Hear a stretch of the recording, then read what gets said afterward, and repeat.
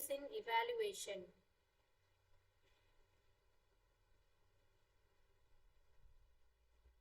Evaluation methodologies continuously evolve to meet the demands of changing the world. According to Indian Education Commission, trends in evaluation is a continuous process. It forms an integral part of total system of education. It is intimately related to educational objectives. Evaluation not only measure but educational achievement but also to improve it. According to Ronald Dahl writes, evaluation is a broad and continuous effort to inquire into the effects of utilizing content and the process to meet yearly defined goals. Evaluation is essential for teaching learning, making teaching learning process more effective, organizing the teaching activities in a proper way. It keeps track of a teaching learning process in the right direction. First, we see the continuous and comprehensive evaluation system. It is introduced by Central Board of Secondary School Education (CBSE) in India to access all aspects of students' development on a continuous basis throughout the year. It is divided into scholastic area and post-scholastic area. Under scholastic area, it has two modes: formative assessment, summative assessment. Formative assessment comprises class tests, homework, quizzes, project assignment throughout the year, and the summative assessment conducted the exam or test at the end of the term. Here the CCE grading system for weightage of CCE grading system. Term 1, they conduct two FA1, FA2 and SA1. In term 2, FA3, FA4, SA2. The marks has 10%, 10%, for SA1, 30%. Therefore, finally, we have to add all the formative assessment 40% and the summative assessment, summative assessment 60%.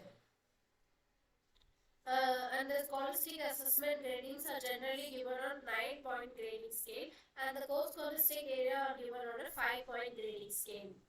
The main aim of CCE is to reduce pressure on students, and it has a criticism also. It has more focusing on projects and activities than actual learning.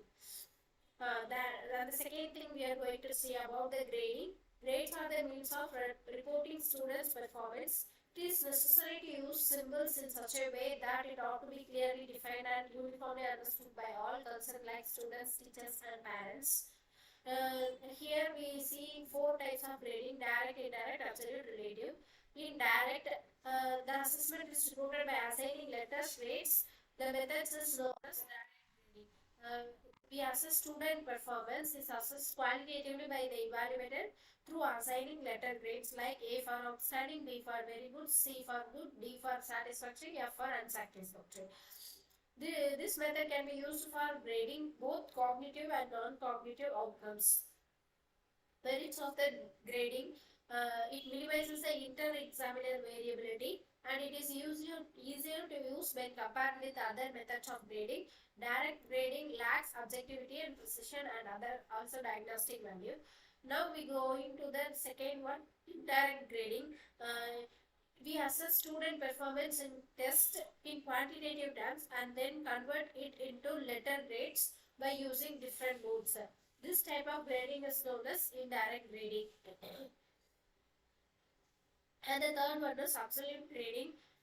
We can assess students' performance on the basis of predefined standard level, as each grade is associated with a fixed performance regardless of the distribution of grades ultimately assigned in the class. It is known as absolute grading. For example, we have divided the examinees into 5 different groups on the basis of their performance, and examinees who score 75% or above will be assigned A grade, and representing a